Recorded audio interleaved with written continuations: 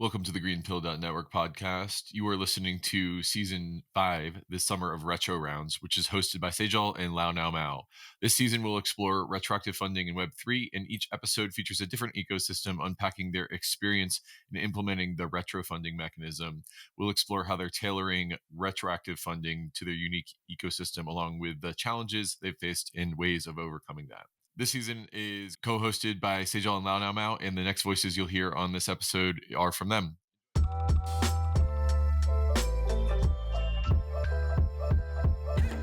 Hi everyone, welcome to the last episode of Summer of Retro Rounds. It's a wrap up. We finally made it. How are you feeling, Love? We're towards the end of the season. I'm really happy, and I think this season has been really insightful and really interesting. I'm really happy as well to for more people to be able to look and peek into the what's happening on the back end, on the background of several of these rounds. I know that for you and for me, this has been our everyday thing. Collaborating with these incredible teams, understanding why they are running their rounds in the way in which they are. And this is a black box for several people, basically everyone. So I'm really excited that we get to open this black box for people through these conversations, and that now people are enabled with this information to think about how they want to design their own rounds, what are some of the learnings that they should consider, and just making it easier for others that want to run their own rounds. They want to understand better how to participate or collaborate, contribute to these efforts that are running in the different ecosystems. And because this is what's going to enable us to continue developing the mechanism, will lead us to scale the mechanism and just try out and experiment with different approaches. Absolutely. And I'm excited for everyone to, dive into this episode. In this episode, people can expect to know about how the whole thing started, like what is the journey, how we met, right? And how we sort of went through the whole cohort and what is next. So, yes, let's dive in. Maybe we start with where did EasyRPGF come from? When did it come? And what happened? Like, how it all started? As a guiding line for this episode, I think it's important for others to learn as well, those that may not be familiar, how the Easy Retro PGF program started. Like, I think for some people, it might be interesting to suddenly learn that, oh, there were actually all of these different ecosystems running their rounds. Like, where did this come from? How did it started? And Sejal, I would love for you to share with us, how did the journey for Easy Retro PGF started? Yeah, absolutely. So, EasyRPGF as a tool was launched precisely on 12th January 2024, just this year. And, it was launched by Kevin Awaki and built by Carl, who's our, dev. And, it was definitely the idea was how do we democratize this mechanism, right? This has been pioneered by optimism, and we are essentially standing on the, as Kevin says, standing on the shoulder of the giant here. Yeah, so that was the intent of launching it, that how do we enable more and more ecosystems to leverage this mechanism and run a retroactive round in their own ecosystem, right? So we launched it, and then within a week, we launched a training program, right? So this is a beautiful cadence that I'm seeing with mechanisms that Gitcoin is launching, that we are following, that we launch a mechanism followed by a training program and then followed by a cohort. Because training program, why is it important? It is important because yes, we understand retroactive mechanism, but there are so many nuances, right? And how do you design around how what goes behind actually planning to run around, and we wanted to make sure we invite experts from optimism such as yourself, Lau, to take a few sessions, help our audience better understand that what this is, what mechanism is this, how does this work, right? So 17th January, again to be precise, I am also mentioning dates because I want to communicate the importance of moving fast, right? Like when we launched it, within a week, we launched the training program, finalized curriculum, shortlisted the instructors, rolled out the program, and to our surprise, there were almost around 80 people registered for the training program. This just, motivated us even more because we sort of saw the interest that this was gathering, right? And I also do want to take like a moment to just share that how we met, because it's been a long journey. And just if people don't know that, we sort of posted on the Optimism forum as well that we're launching the program, and we are inviting experts, whoever you think should be, would be great ad or would be a good instructor for this, please reach out. And Launamu DM'd me on Twitter and was like, hey, I saw this, and I have a few ideas. And we hopped on a call, and then rest is history. So Lau, just like she, I think really grateful to you, because you were not just an instructor for a module, but you actually helped me shape the training program. And then actually we were able to launch the cohort. So that happened. We did the training program almost, not getting into too many details. We almost had 6 to 7 sessions. We covered pretty much from the different phases of the round. We'll talk more about the design. Yeah, no, I was really excited when I read that Gitcoin was enabling and had already open sourced the platform for others to run retro rounds.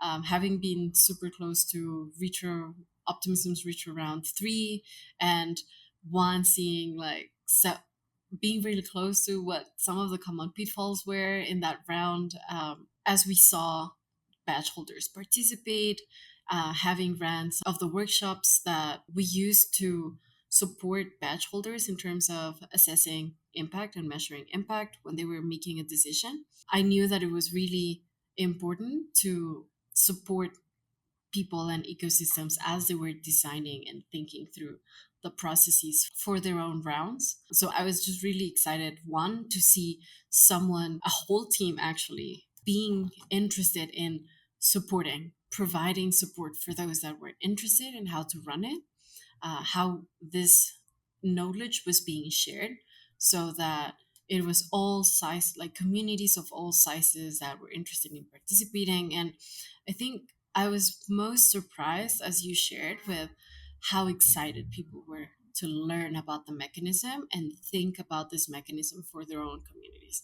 Like, I remember in the workshops that I gave for the cohort, there were so many people participating, actively participating, because I remember we had one session which was like theory, and then the next session was like hands on. We jumped on a fig jam, and people were like putting their post-it notes. And there were, I remember, like over 30, 40 people. And I had this like large fig jam with so many different post-it notes with the ideas of how people were thinking, how can I use this for my community? What are the incentives that I'm trying to drive? So it was so fascinating to see that people were not only thinking about it as, oh, this is how I give out free money, or like, oh, this is how I can like get more people to engage, but they really went into the depth of what are the incentives that I'm trying to promote, and think really thoroughly about what is relevant, what is important in my community, who are my audiences, like who are my community members, who could be badge holders in our rounds, and just see the level of commitment that people had when going through the cohort and taking really seriously the design phase. I think it's going to be one of the things that I will never stop emphasizing, that for retro rounds, the design phase is the most important one, because it will determine how successful your round can potentially be, and it will also determine how your rounds and this experiment within your own ecosystem can continue to evolve. So I was really surprised, and will reiterate what you just shared about how important it is to, one, move really fast, ensure that people are able to participate, they know what the next step is. And I think most important as well is that they feel supported in their learning journey. Absolutely. And, I do want to say that those sessions are recorded and they are on Gitcoin's YouTube channel. So if you think that, oh, you missed it, you didn't know there was a training program, you can still go check that out and, learn from it.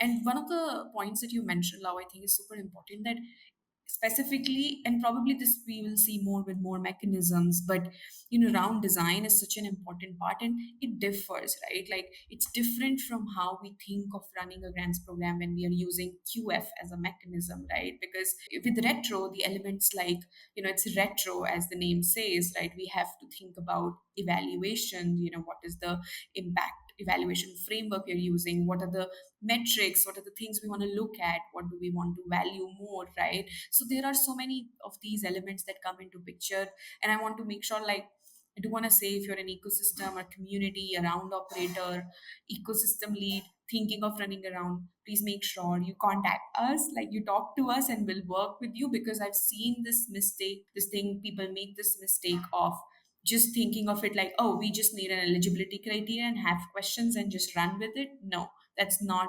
how it is supposed to be. If you want it to be really effective, right, it's important you design it nicely. And now we have a bunch of learnings to learn from as well. So getting on now, we were done with the training program, and I also want to give a shout out to other instructors, like Magenta from Dow Drops, we had Jonas from Optimism. So it was overall like a great group of people who made it happen, right? And then we launched the cohort, where we invited ecosystems to run the round. And I just remember, we there was a you know we launched the sign up, and we had around 15 to 20 ecosystems sign up to run around, and we were like, oh my god, like, that is crazy. Like, there are so many people already thinking about using this mechanism, which just again gives us a sort of data point that yes, this is needed, right? And because obviously it was the first time, we wanted to make sure we're doing it right, so we sort of narrowed it down to 4 to 5 ecosystems, right, which you have heard from in this season, right? Which is, again, just to remind everyone, it was Filecoin, Celo, Lip P2P, and Pocket who ran the rounds. But I want to also get into, how did we start working with them? Like, we just talked about the complexity, or how important it is to design the round. So, which means that getting deeper into ecosystem. So, do you want to talk a little bit about how did we get into this, and then I can share more on the things that we sort of went through during that. But what was this cohort like? We decided to go through a cohort base since one of the things that we as well wanted to experiment with and dive into was how many learnings could ecosystems share among one another if running in a cohort. Experimenting is hard, especially if you're pioneering this type of experiment. So Optimism had already built such a good groundwork for everyone to build on top of. But it was still going to be the first time that other ecosystems were leveraging Easy Retro PGF as a platform. And one of the first things that we thought was, well, if we have a cohort, there are so many things that we can drive together with the ecosystems, both in terms of marketing and attention for the different rounds that were happening, particularly in terms of learnings. Projects would be able to learn from one another as they were going through the different phases of their own rounds and explore as well. Like, it would give us a good ground for exploration in terms of what were the particular needs for these different ecosystems, for the goals that they each had. So this is one of the reasons why for us it was incredibly important to have this as a running cohort. We would Our expectation or our hypothesis was that ecosystems would be able to share the learnings as they were happening. They would also be able to share the barriers or challenges that they were facing. And since they might not be the only ones that were facing them, they could also, like within the same cohort, people could iterate and improve, like was already like a pitfall for one of the ecosystems could be something that someone else could already build on top of, and they wouldn't have to go through the same mistake. But Sejal, I know you mentioned already, it's like there were these four ecosystems that we ran around with and that we collaborated and worked with. How did it come to be that it was these ecosystems? How did that process? That's a great question, and to be honest, like there was not like a lot of thinking behind this, but for us, it was more like, what is the timeline of the cohort, right? So we defined the timeline because we wanted to make sure we have the resources, like we have the right people available during that time, right? So we defined that timeline, which was like we will launch on 8th April, and then it will take this much time for us to sort of design it. This is the time period for voting everything, and we wanted to sort of wrap it up before ECC, like around July, June end. And that was the first thing, and we wanted to see which all ecosystems have that like similar timeline, if not exactly, they're looking around that. And second was also the size of the round and community, right? Like how big is the round, like because it really, again, like I said, it needs focused work, right? So we wanted to make sure, like, that's how we sort of filtered the ecosystems, right? So it was timeline and it was the size of the round and the community, because we were sure that after these rounds are run, we'll have learnings and also the tool, right? It was not, it was so early, it was at a state where it had like, it was it was supposed to be forked, it was supposed to be like, there was so much work that had to go into it. It was not a SaaS version which we have now today. Eventually probably anybody can use and just spin up around like they can on Grand Stack, right? So that is how we sort of decided how which ecosystems. Yeah. Yeah, and I think this is particularly one of the things that became really relevant as we started working with the ecosystems, that we were all in the same understanding that the product was an MVP. It had just been, the platform itself had just been launched. So it was incredibly important and valuable that the ecosystems were willing to work with us in improving the platform and making sure that it was meeting their needs. There were, I think, as you all heard in some of the different episodes, there were still several bugs. This is how it goes when you're launching an MVP, when you're figuring out, this is how it goes when you are working with an MVP, when you're experimenting and you're learning how to use these new platforms, when you understand what the different audiences look like. I think particularly one of the very good learnings was that not every single ecosystem needed the same things for their own rounds. So for us as well, it was such an incredible help that the ecosystems were so open to experiment. And it was also one of the things that I think was really top of mind as well, engaging with who would be part of this cohort. I think a lot of the other, some of the people of the communities applying we're expecting an experience more similar to what Grand Stack currently looks like, which is a quite polished experience of, oh, I just click here, click there. It's super neat. There isn't a lot of resources that need to go into providing feedback and making changes into the platform, which wasn't the case for this. Yeah, absolutely. And now just getting into that, now we have the cohort launched, we have the ecosystems, right? Like, what happened next? How did we manage to, sort of co-design the round with these ecosystems, right? So, again, these are like small details, I think, but they really help in experience, in the whole experience, I think one of the good things that we did was initially, we fixed a few things where we had a fixed cadence of meeting these ecosystems, which again, when we run QF rounds, I've seen that we don't have to necessarily meet every week. Like, but in this cohort, I realized one of the things that was super helpful and we did right was we made sure that, we have the right channels with the ecosystem, right? And the cadence of meeting was right. And early on, I remember that the first ecosystem was Filecoin, because I think rest of the ecosystems was sort of like like I said initially, 1 week, 2 weeks gap was there.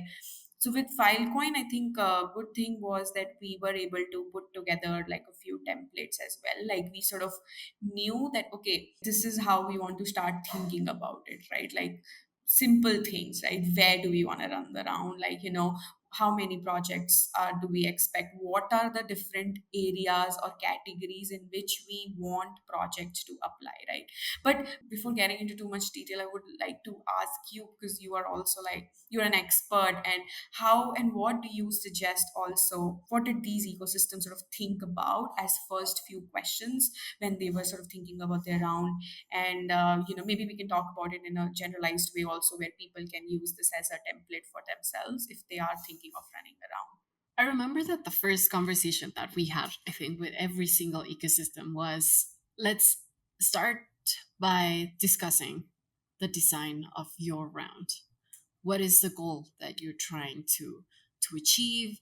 Who are the audiences that you would expect to participate? Like, who would you like to see applying to your round? What type of projects? If individuals, what type of individuals? What is the type of impact that you would like to reward?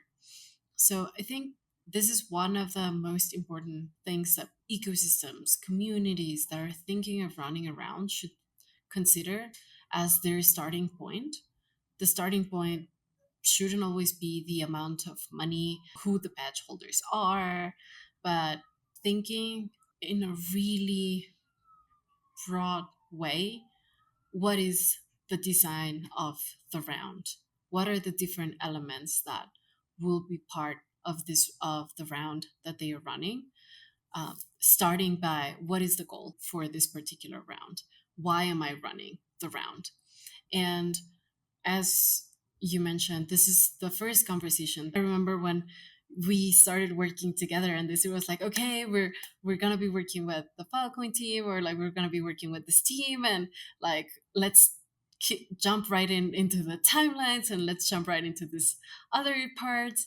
And I was like, wait, but what's the design? Why are they choosing to run around? Like, do we understand this? Because this is a key element that is going to enable us to craft a really good round for and support the ecosystems in running a really good round, and will also enable them to determine if they had a successful round or not. Like, I think this is one of the most important reasons why you want to start the design of your round by identifying, why am I running this program? What are the outcomes that I would like to see? Because otherwise it becomes really hard to evaluate, did I achieve my goal? If you don't know what the goal is, then you can't tell if the way in which you ran your round was actually conducive to achieving this goal. So, for anyone looking to run their own reach around, I would definitely suggest start by asking yourself, what is the goal that you're trying to achieve with this round? There isn't a right answer. Each ecosystem, each program, each community will have different reasons for running around. And we saw some examples during this season. For example, we saw that the goal for Celo was to understand who were the builders that had been around this Celo ecosystem the longest. How can you reward them for participating? How do you incentivize that they stay within the ecosystem, particularly as Celo is transitioning into becoming a layer two? For Filecoin, it was more general. It was, let's identify who have been the main contributors in these different categories, and how do we kickstart this mechanism in which people are incentivized to continue contributing. So a lot more similar to optimism. Then for Pocket, we saw that this was actually an improvement on a previous retro mechanism that they already had. And for example, in the retro round that Ethereum Mexico held, the thing that was valuable for us is, how do we continue to incentivize particular behaviors that we believe are relevant to our communal development? So there isn't one right answer, but it's fundamental that that ecosystems think about, what is the goal for the round? Why are we running it? And once you answer that question, a lot of the design will become a lot easier. If you know what your goal is, then it's a lot easier to identify who are the players in your round, who should be badge holders, who are the projects, and what type of projects you want to be rewarding, and therefore what should be the type of selection criteria that you want to have for which projects can apply. Once you know what is the goal and what is it that I'm trying to have more in my ecosystem, you'll be able to choose better metrics by which you want to evaluate the projects that are applying, because you'll be able to tell these are the things that I want to see more of in my ecosystems. These are the pointers that should be increasing. So it will make the design and the scoping of the round a lot easier once you define what the goal is. I love that. Do you want to share a little bit about? I don't want to get into like too much of this detail because we have a training program in place. Anybody can talk to us if they want to. But a little bit on impact evaluation framework, like maybe something which is like bare minimum that they need to keep in mind when they're sort of thinking about this. I think several people might be familiar with this, the phrase that Vitalik used to define why we run retro rounds instead of proactive grants programs, and that being it's a lot easier to tell if something was useful after the thing has been built and used by others than trying to predict the future and assess if something might be useful and how useful it will be. And this is the way in which it's useful to think about how to set up impact evaluation when designing a retro round. You want to clearly understand what are the goals that you're trying to achieve, and therefore once you know what the goal is, then you can identify what is the impact that you would expect projects to have so that they are getting your community or your ecosystem closer to that goal. Once you know what that goal looks like and what is the type of outcomes that you want to see in your ecosystem, you can start defining what are the metrics that are needed for you to correctly, for you or voters, badge holders, to be able to assess if projects that are applying to the round have actually been contributing to this path that is necessary for your ecosystem to go through to get to that goal. And for you to be able to generate these incentives of, well, we've identified that by completing these milestones or completing this type of work, we are getting closer and closer to our end goal. I want to see more of this type of engagement. I want to see more of this type of collaboration that is actually getting us closer to our goal. And so when thinking about impact, it's necessary for us to have this idea of where are we going? Like what is our theory of change? What hypotheses and expectations do we have of how this path would look like, and and not just expectations, but how has this actually materialized? And then ensure that this is what we're rewarding. This is what we define as impact.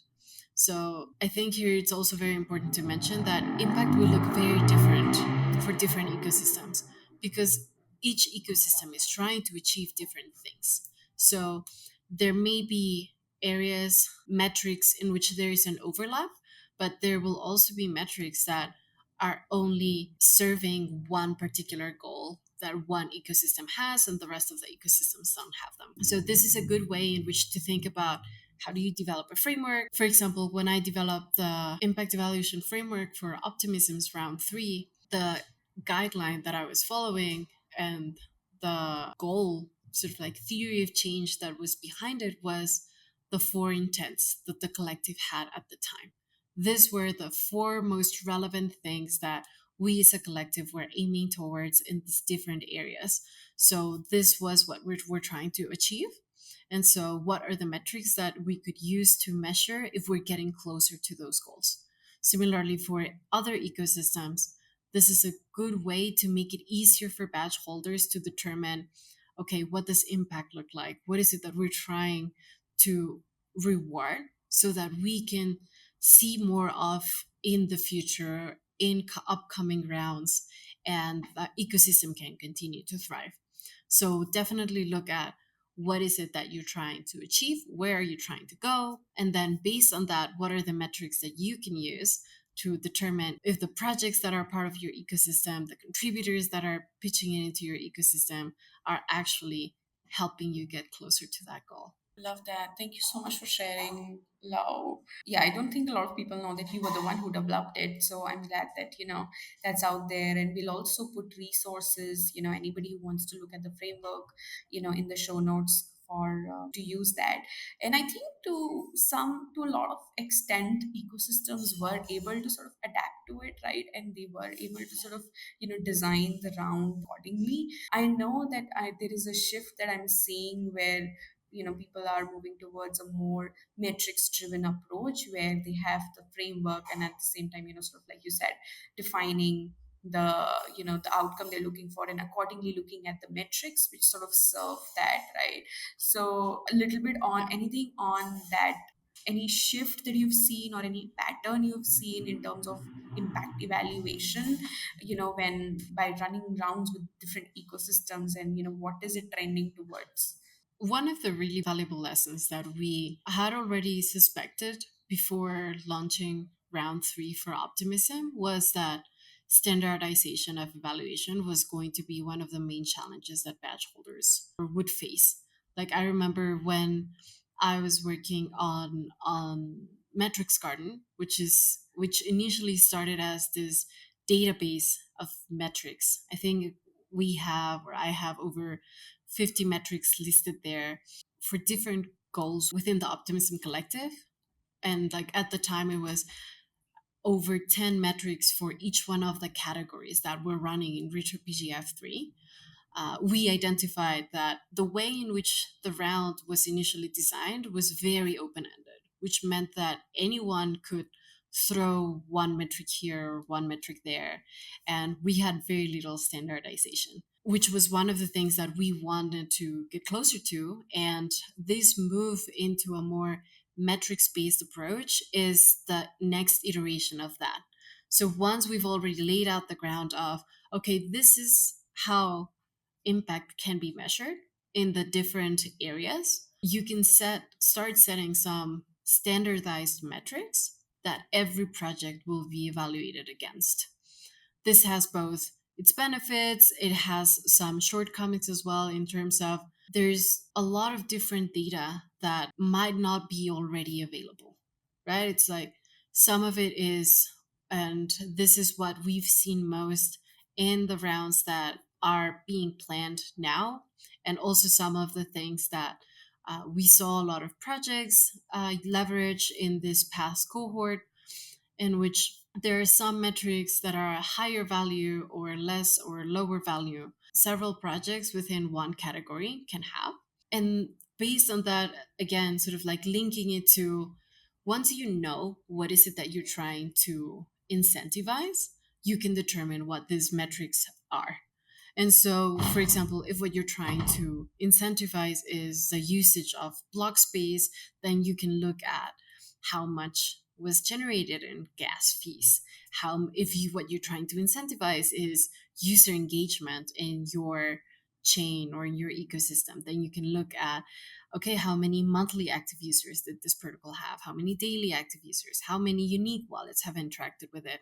So there, it's very important for projects for ecosystems to sit down and think through what are the type of behaviors that I want to reward, both in like a good way and a bad way. Because once we start working with this metrics based approach, you'll also see how people are going to try and game the system. So I fully believe that moving into a metrics based approach is a really good point, especially when you're coupling it with other types of information that are not only pre-pulled data, but that give you more insight into the context of how impact is being developed and how people are leveraging different tools and like the different things that are of your ecosystem and that are generating value to the users and members of your ecosystem. Like you can also determine what are metrics that are still, even if people try to gain them, you can still outweigh the benefit that having this metric be used will generate within your ecosystem. So I think, as wrapping up this idea, is we're seeing a lot of ecosystems moving towards a metrics based approach. And really nicely as well, we're seeing several of these ecosystems coupling this metrics based approach with some additional insights into how people are using these technologies, not only how much, but how the experience is, since this is one of the things that they also want to reward. Yeah, and I love how you mentioned, like, it's metrics plus, what all other information we can have is sort of, together define the impact that that project or, was able to achieve, right? And yeah, I'm, curious and excited at the same time to see how this sort of is used more and more, right? Because this has been such a hot topic for so long that, how do you measure that, if the impact or the outcome that we aimed for or we funded this project for has been achieved or not, right? So this, brings me to the tool, Easy RPGF, right? Like the right now, what it has that is, what it has to offer right now, how do we see it getting evolved, and one of the things I really like, we also talked about it during our ECC doc, which was like, choose your own adventure with Easy RPGF, right? It was like, there's a SaaS version, which is, which you can use, do a little bit of customization, which is like, and it's a not go too wild with it, but at the same time, if you have limited resources, right? Limited dev resources, and you just like, it's a small team and you just want to run with it, and then you have this open source version where you have ample resources, you can fork it, do whatever you want to include, just completely change it, right? And deploy it. So there are different versions of it. How do you see this evolving? What are your thoughts on the tool, and what are the most common things that you think should immediately happen, that or be provided by the tool? This is a great example of why having these tools be open source is so necessary and relevant in the ecosystem, because it really enables ecosystems to have full control of how they want to shape their reach around experience, right? As you mentioned, right now Gitcoin provides this as this SaaS option for the tool, which very similar to what the experience is with GrandStack. People are just able to deploy a reach around with a couple of clicks. So making it super simple for others to run their own rounds. You can make it as complex and tailored to your own needs as you want, because this code is open source. So anyone is able to fork it as well, shift it to what their needs are, modify the front end to give voters a different experience, similar to what we saw with the Pocket ecosystem. So it really, this tailoring of the tool really enables ecosystems to make the best use of the mechanism according to what is needed within their own communities. In terms of what's going to happen next with the tool, I'm really excited to see how we continue to work on enabling more interoperability and connecting other mechanisms to this tool. I think like Easy Retro PGF is a really good platform in which projects are able to apply. It makes it really easy for operators to administrate the round, determine which are the projects that are applying, how do you surface them for people to be able to vote on them, how do you tally the votes. And it's a really good tool as well to complement with other things that are needed for a round to be successful, right? There's several different components that go into a richer round. It's not only okay, there's a platform for people to submit applications. There's this other part as well of how do we gather the information that is needed for people to inform their votes. So I'm really looking forward to how this new mechanisms to collect information are going to be integrated into the tool. Like we've already started seeing some collaborations with the open source observer team, with some other data providers, and there are some experiments as well that are being launched in terms of new mechanisms that serve to aggregate data and how that is going to be displayed into the tool.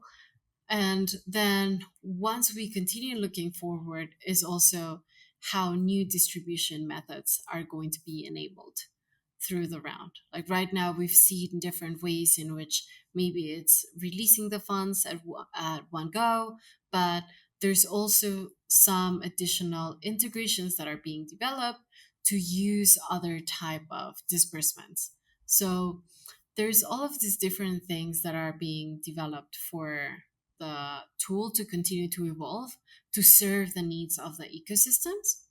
And there's also these improvements that we're seeing in terms of transparency of the information that badge holders have to make a decision, and overall just in terms of improving the user experience. I think as we mentioned, it's like the first time that we launched it, it was an MVP. There were so many different things that we didn't know that could go wrong or that weren't as useful for round operators. And through the process of having this first cohort, we learned of them and we've been able to modify them on the product. So those are some of the things that I'm really excited about. Sejal, from your perspective, having worked with all of these different ecosystems, what are some of the things that you are excited about this, about how the tool continues to develop? Yeah, when I think of the tool, I imagine probably this is with any mechanism. I see there are a lot of like these side apps, right? For example, like we have Checker, right? So Checker is like an AI based review tool, right? Like you can review applications using that. And then, like you said, there are different ways on how you can distribute funds, right? We have examples like drips, right? So I hope and I want to see, I would love to see, and this is what really excites me, that what would happen if all of these sort of come together, right? And how can, this be complementary or sort of like be part of the platform, right? Where anybody can choose that, oh, I want to use this disbursement method, select this, and this is what I want to use to review, right? Like, because there are so many of these sort of parts which feel like absolutely necessary irrespective of the mechanism, right? So I think any platform which will have this encompassed in it, right, would be a really powerful platform in my opinion, right? Because there will be a lot of options for a round operator for any ecosystem running around, right? So that is something I think is a possibility, and I know, like, we've been discussing about it and really looking forward to see what are some of those things that sort of get implemented and sort of increase the capability of the platform overall. Particularly, as you mentioned, each ecosystem has different needs when it comes to and into who their audiences are and how they are used to collaborating and communicating with one another. Like I remember with the Filecoin team, something that was really surprising. It's like, oh, unlike some of the other communities or projects in which most of the communication happens in a governance forum, it was like GitHub is where most of the conversations are happening.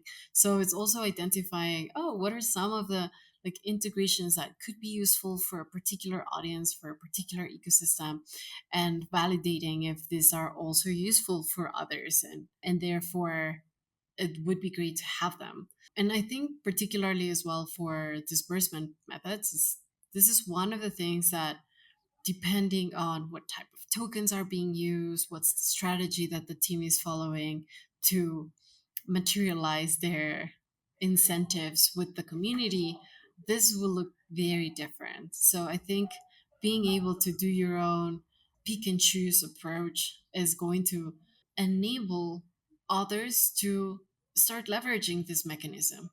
I think we've been talking to some other people, is one of the things that can prevent them from using the mechanism is perhaps it doesn't feel right for them.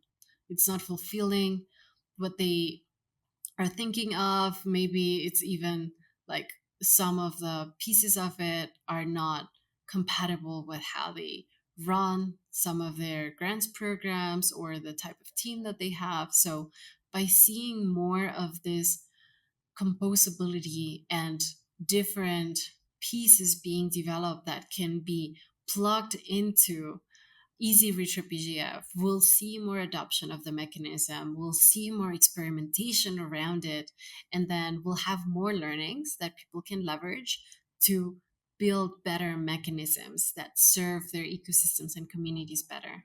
Exactly. And, and like I also initially mentioned that, we would love to speak to you if you're even considering, or if you don't know which mechanism, right? Like you have funds, you want to do a grants program, we should definitely talk because, I have also seen like it's kind of a discovery process as well, right? For the ecosystems that, okay, this is where we are, this is the stage we are at, right? And this is what we want more of. So we can figure out a way, talk and see that what would be the best suited mechanism. It can be retro, it can be, a combination. I've seen like combinations to be recently being used in some ecosystems which are really powerful. Like you do direct grants, you give some upfront funding, and then you sort of like, give a window for projects to sort of create that impact, or, do things that they claimed they will do, while raising funds through direct grants, and then you sort of run a retro, right? So there are ways in, which we will definitely would love to advise you and work with you. And this, as we are approaching towards the last segment of this episode, I'm one of the things that I keep thinking about, and I would also love to know what you think about this, is that how do we scale a mechanism? Probably we somewhere talked about it, by definitely, I think the tool that is available, that is at your disposal, like what all capabilities it has, right? How easy it is for you to try it out is, I think, a huge part, right? And how easy it is to sort of launch it, right? But when we think of a mechanism, like how do we scale it? Because, and also like this question is, I think, is so important because as Gitcoin now thinking of a multi-mechanism world, right?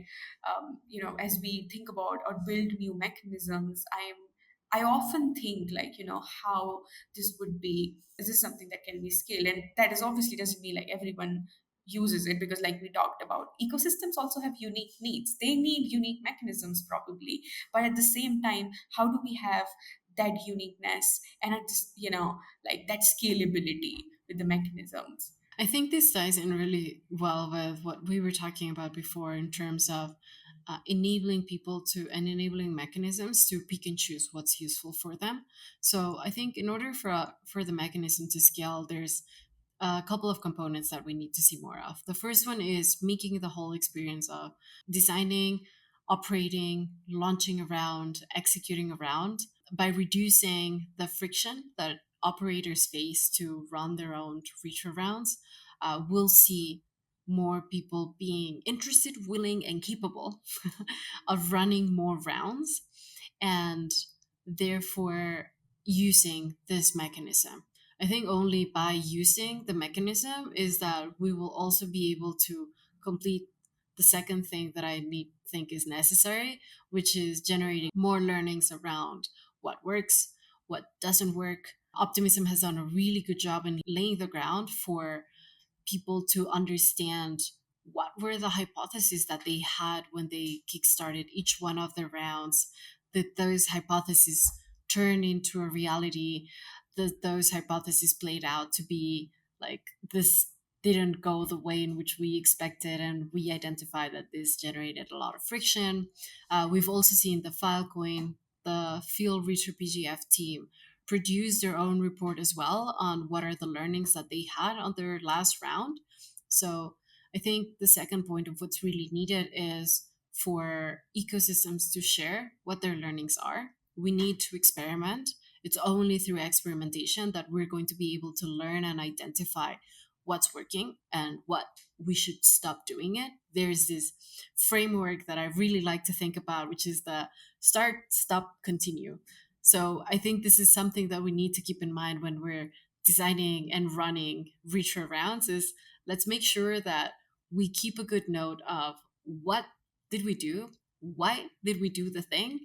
And then we'll be able to tell, okay, should we continue doing this thing? Should we stop doing this thing? Should we start doing new things? And then the third thing that is necessary for the mechanism to continue to scale is having these add-ons that can improve the way in which the mechanism is used, whether it is an increase in disbursement methods that keep builders, keep participants of the rounds around for longer, whether it is new impact evaluation tools that enable the evaluation of the projects to scale and reduce the workload for badge holders or voters, new add ons in terms of the voting itself. I know there's other work like pairwise being explored by different teams to reduce the cognitive load for voters. I think the fourth thing that I believe is really important for the mechanism to scale is for people to be aware of how Retro PGF goes hand in hand with other grant mechanisms. Like, I strongly believe that Retro PGF on its own is not viable for every single ecosystem, especially if you want to see a large diversity of participants entering your ecosystem. Like, it's always best to couple retro rounds with another mechanism that delivers some of the funds up front so that people are able to kickstart their development process, and maybe you reward them with the rest or the larger portion of the fundings with a retro round, but ensuring that people are able to get started with their work enables you to have more contributions in your ecosystem. So I think this goes hand in hand really well with we're starting to see a multi mechanism Web3 space. And this is also necessary for Retro PGF to continue to scale. So, like, these are the 4 points that I've been thinking about that could really help us scale this mechanism. I know you're closer and like to other communities, like you've been working as well with several like local communities setting up their own funding rounds. What are some of the things that you've identified that have been useful to scale other mechanisms and that could be particularly insightful or useful for retro rounds to continue to scale? Yeah, probably I just already said that I feel like combinations are really powerful, right? Like a standalone mechanism, I don't think it can fully serve the purpose always. Like maybe good to have like you run one or two rounds, but long term, I think you need to look at the spectrum of the mechanisms and then sort of see what that coupling would look like, right? It can be different for different ecosystems, right? Like where I think there is very focused sort of program, or exactly, okay, I want to fund like 5 projects within this category and they should be doing this specific thing. I think direct grants is the best option for them. Whereas where it is a bit more open ended, where you just want to see like, oh, this is the category I want to see grow in my ecosystem, and then and I don't want to be the one deciding it, like these are the funds, let's just see, if people are doing something in it. I think QF is the best way to go for that, right? And then and similarly for other mechanisms also, like QF and direct can be a couple. I'm interested in seeing like what is the most common mechanism which happens in this coupling. Probably direct grants, but that would be interesting to see.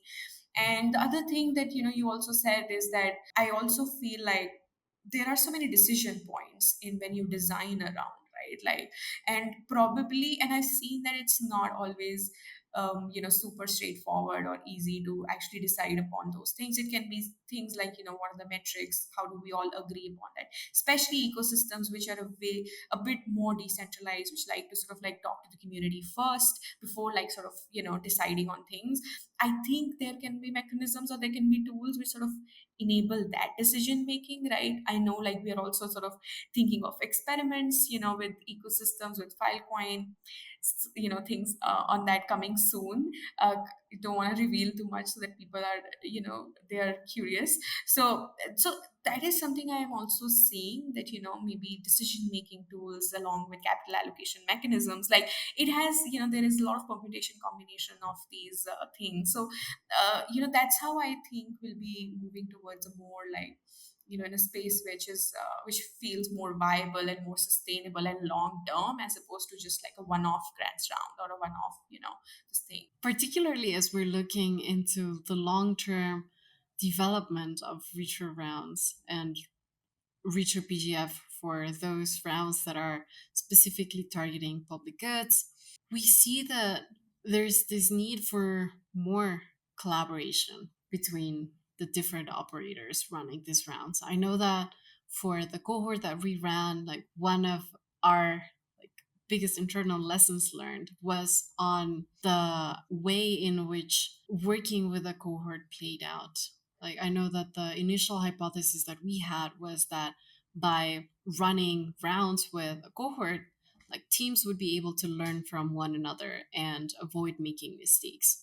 And interestingly, one of the things that happened was this hypothesis did materialize. We were able to spare some of the ecosystems from the mistakes or the even just like bugs that we saw that other ecosystems had faced when they were running different phases of their rounds. But interestingly, it wasn't through direct communication between the ecosystem that this came to be, but it was more due to the fact that we were working closely with the different ecosystems.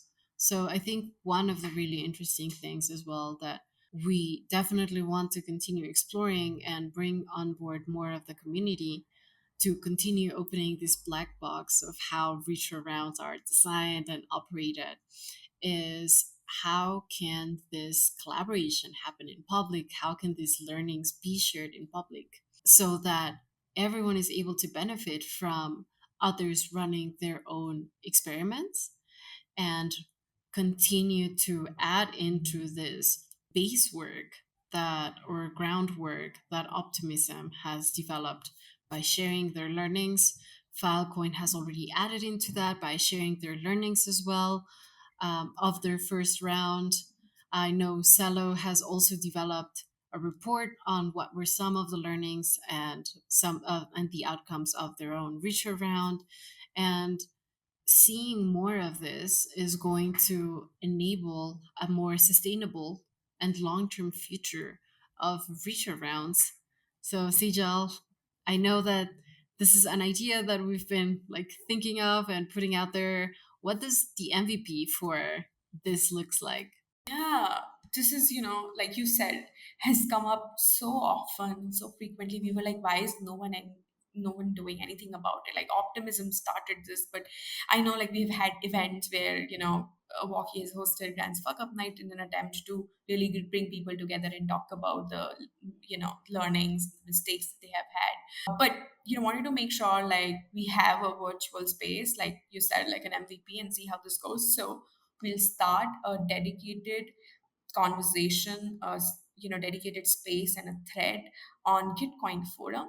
Pretty simple, straightforward, right? We'll start a thread and we'll talk about the retro rounds design, right? Like what are the different things that goes into it, and most importantly, we'll discuss on the forum itself how this is evolving in Optimism, how this is evolving now in other ecosystems who are running these rounds, right? So look out for the thread. It will be on the show notes. I invite you to write on it, like share your thoughts, ask questions there from different ecosystems, right? Like because everybody, it's the retro mechanism, but it works very differently in every ecosystem, right? So ask questions and learn from the answers and sort of learnings, right? So look out for that. We are launching this, and this is the next thing. Perfect. I'm really looking forward to having this conversations more out in the public. I know that as we'd been operating and supporting the operators for these different rounds, it was one of the things that we had in the back of our heads is sort of like thinking, how do we get this information? Like all of this bird's eye view that we have of the different rounds. how do we make them public? How do we make it easier for others to leverage these learnings? So really excited to see this happening in a public forum. And as you've said, this is the MVP. We'll see where this goes, how this scales on its own as well to enable more people to run their own retro rounds. This is a wrap up. Thanks everyone for listening to the whole season. It was incredibly fun and interesting to be able to host this season. I fascinated and really excited to see how retro rounds continue to evolve in the different ecosystems.